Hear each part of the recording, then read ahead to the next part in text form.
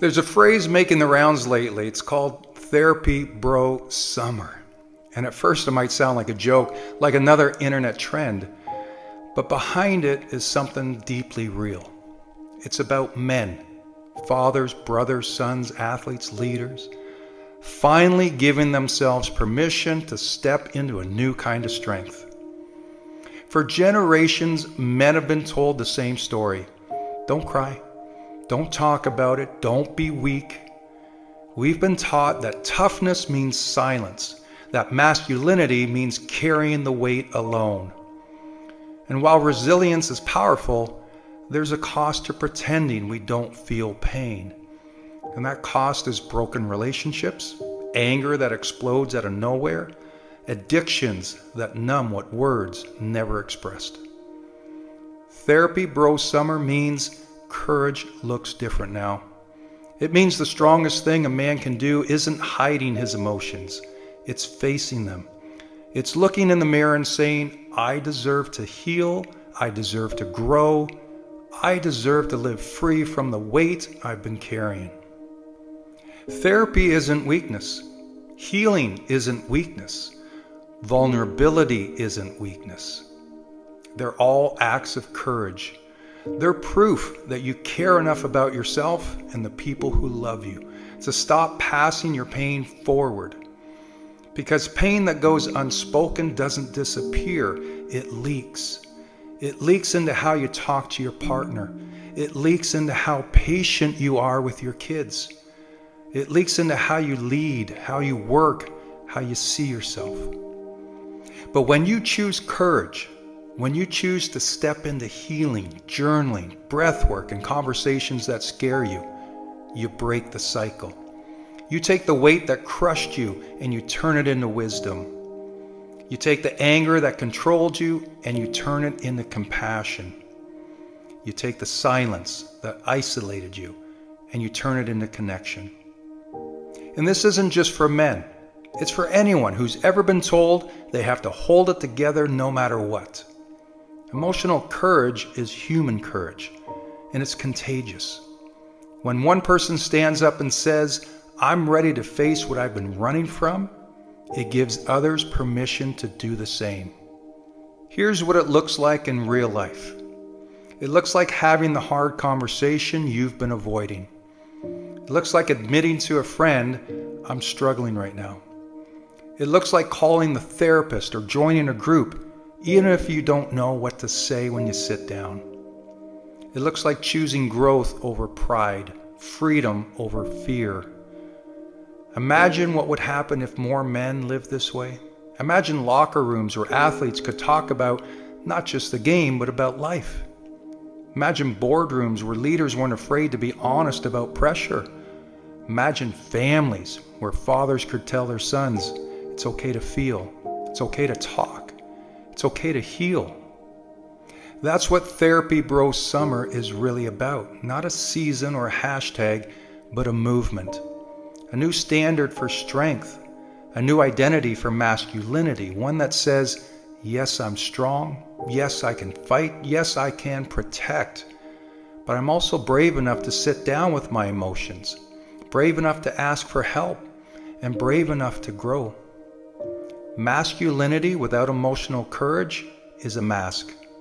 But masculinity with emotional courage, that's freedom, that's leadership, that's love in its strongest form.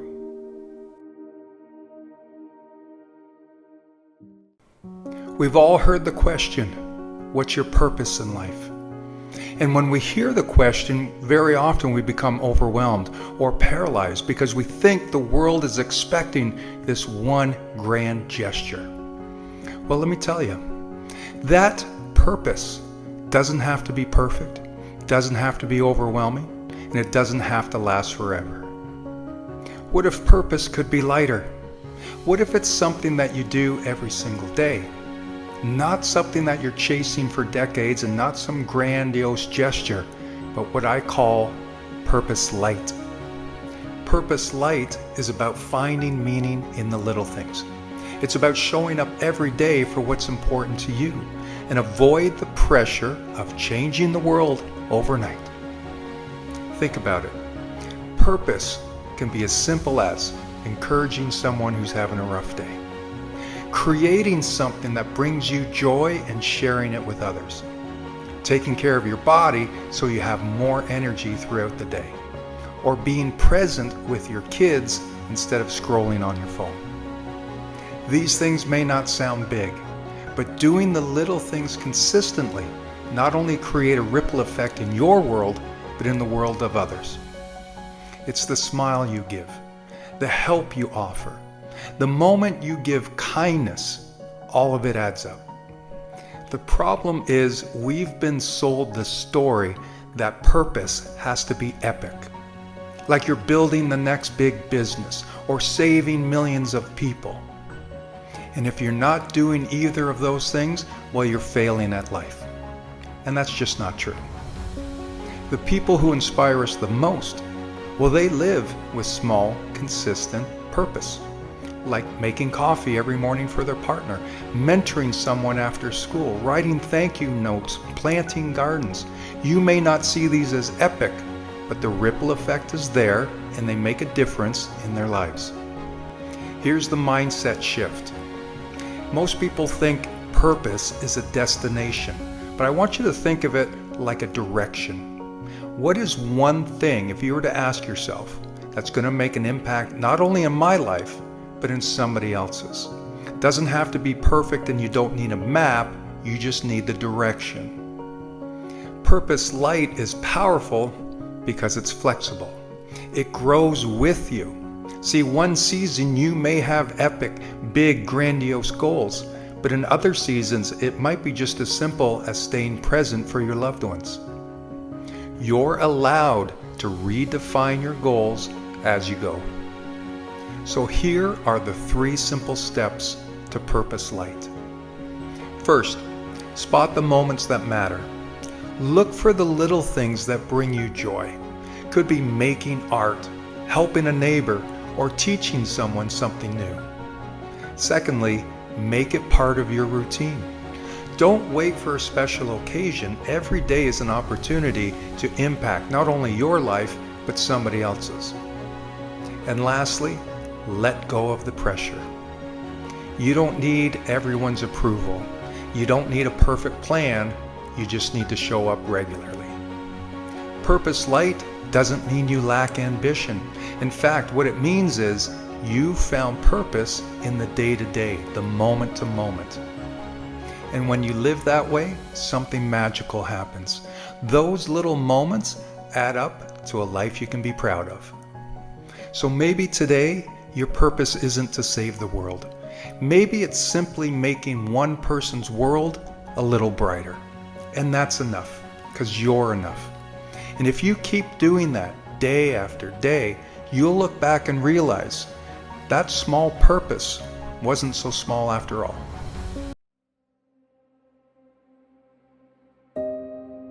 Let's get one thing straight, and that is pain isn't the end of the story. You might feel like it in the moment, but pain is not your weakness. Pain is your wake-up call.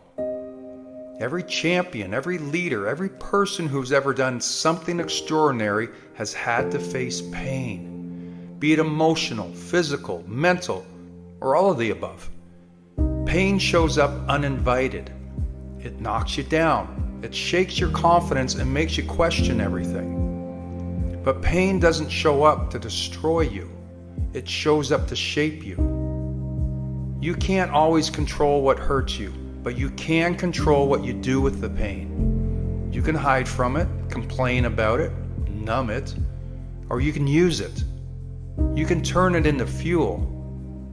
That heartbreak, that injury, that rejection, that failure, those sleepless nights when you wondered if you're enough, that's your fire. And when you harness that pain instead of running from it, you become dangerous in the best way possible because you're focused, driven, and relentless. Think about the pain you felt in your life, the hard times, the disappointment, the struggle. They've already cost you something. Don't let them cost you everything. Don't let pain steal your future too. Use it. Let it sharpen your focus. Let it remind you why you care. Let it push you to show up when you'd rather quit. Because when you stop fighting pain and start training with it, it becomes your edge. Most people crumble under pressure. You are going to rise. Most people break when it gets hard. You're going to break through. And I'm not saying it's easy, because it's not. Turning pain into power doesn't happen overnight, but it happens every time you make a choice to keep going, to get up one more time, to do one more rep, to study a little longer, to show up with a little more fire. Transformation doesn't begin with comfort, it begins with discomfort. It begins when you stop asking, why is this happening to me, and start asking, what is this trying to teach me? See, pain can give you two things: a reason to quit or a reason to rise. And that choice is always yours. If you want to perform at a high level in sport, business, or in life, then you have to stop avoiding discomfort. You have to lean into it, not with bitterness, but with belief. Because every painful moment is a chance to become more focused, more grounded, more unshakable.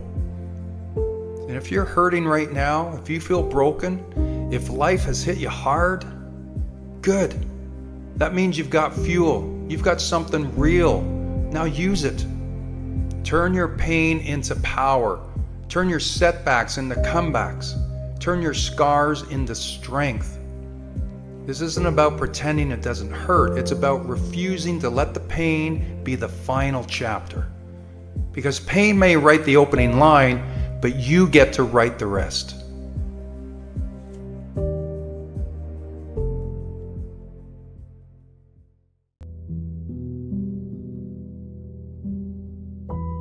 Life is hard. That's not meant to scare you, it's meant to set you free. Because once you accept the reality, you stop waiting for things to get easy. And you start choosing the kind of hard that leads somewhere worth going. Working out is hard, but so is feeling uncomfortable in your own skin. Saving money is hard, but so is living paycheck to paycheck. Having tough conversations is hard, but so is bottling everything up and letting resentment eat away at you. You see, the idea that you can avoid pain by doing nothing is a lie. Because if you don't pick your hard, life will pick it for you. And the hard that life picks usually comes with regret. It's regret for what you didn't start, regret for who you didn't become, regret for knowing deep down you had more in you, but you let fear or comfort keep you still. Now, choosing your hard doesn't mean your life becomes a constant struggle. It means you become intentional. It means you understand that growth isn't supposed to feel easy. It means you stop blaming the world for your circumstances and start owning your path forward. Look, no one wakes up excited to face discomfort. But the people who build great things in their bodies, their relationships, their businesses, their minds, they have one thing in common. They stopped asking for it to be easy. They started asking, is this hard worth it? And when the answer is yes, that's when your life starts to change. You stop skipping workouts. You stop making excuses for a job you hate. You stop staying quiet when you know you should speak up. Because now you know that comfort comes with a price. It costs you your potential. It costs you your confidence. It costs you the pride that only comes from showing up when you didn't feel like it. But understand though that hard doesn't last forever. Eventually the workouts get easier. The discipline becomes routine and the uncomfortable conversations bring peace. But only if you pick your hard and stick with it. So ask yourself, what pain am I avoiding that's just keeping me stuck in another kind of pain? Or what challenge am I postponing, hoping it magically disappears? Because it won't. And the longer you wait to choose your hard, the more you are living on someone else's terms. Everything doesn't have to change in a day, but you need to start somewhere. Pick one thing you've been putting off and lean into it. The kind of hard that stretches your mind, strengthens your discipline, and sharpens your character. Because when you look back years from now, you won't remember how tired you were. You won't remember how sore or scared you felt. You'll remember that you chose to take control of your life, and that made all the difference. So no, life's not easy, but you do get to choose your hard. And when you choose it with purpose, when you face it with courage, and when you walk into it with your head high, you don't just survive it, you become stronger because of it. And that strength becomes your story. That becomes your freedom.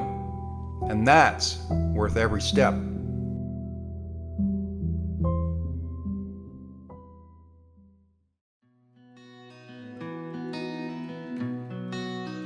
At some point, we all ask ourselves, will anything I do actually matter? The truth is, you are leaving a mark on this world, whether you realize it or not. Every action, every word, every choice, it's all creating ripples. The question isn't if you'll leave a mark, but what kind of mark you'll leave. Most people don't think about this because they're stuck in survival mode. They wake up, go through the motions, and do what's expected.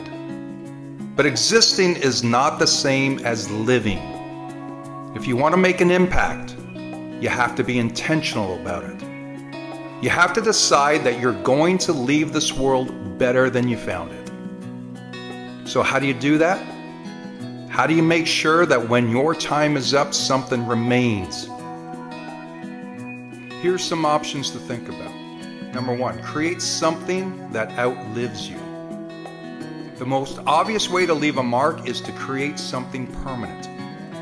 Write the book, start the business, build the thing you've been thinking about for years. Whether it's an invention, a piece of art, or a groundbreaking idea, it doesn't matter. What matters is that you put something into the world that wasn't there before. Second is teach and share what you know. Because knowledge disappears if it isn't passed down. If you've learned something valuable about business, relationships, about life, share it. Mentor someone, give advice, teach a skill. You never know whose life you might change just by showing them a different way. A third option is to show up for others. Leaving a mark isn't always about what you build, it's about how you make people feel. Be the person who encourages others, who listens, who supports. People don't forget kindness. They don't forget the person who made them believe in themselves when no one else did. A fourth option is to lead by example. Maybe your impact isn't in words, but in actions. Maybe it's showing others what's possible through the way you live your life. Breaking a family cycle, choosing to be healthy, pursuing your passion. Others are watching, even if you don't realize it. And number 5 is dare to be different. The world doesn't need more people following the same script. It needs people willing to take risks, to speak up, to challenge the status quo. If you believe in something, stand for it.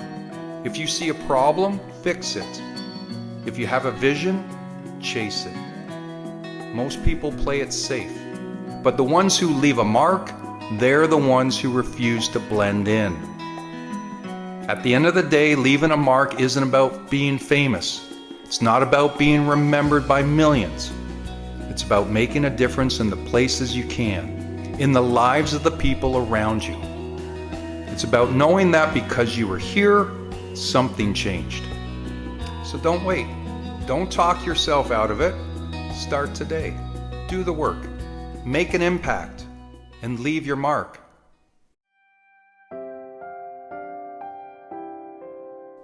The other day, a friend of mine told me a story that really stuck with me.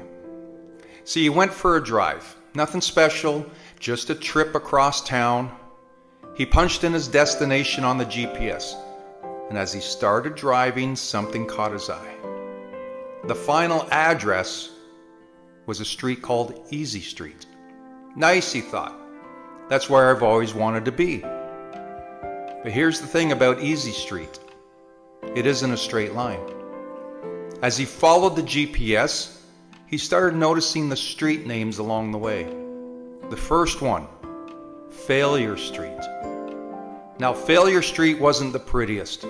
Potholes everywhere, street lights barely working, and the houses were boarded up and abandoned, like dreams that people gave up on.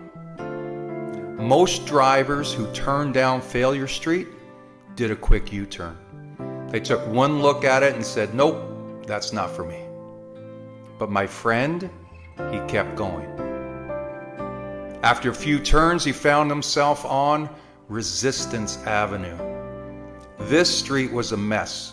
Traffic lights flashing red, cars broken down, people pulled over on the side of the road, some just sitting there not moving.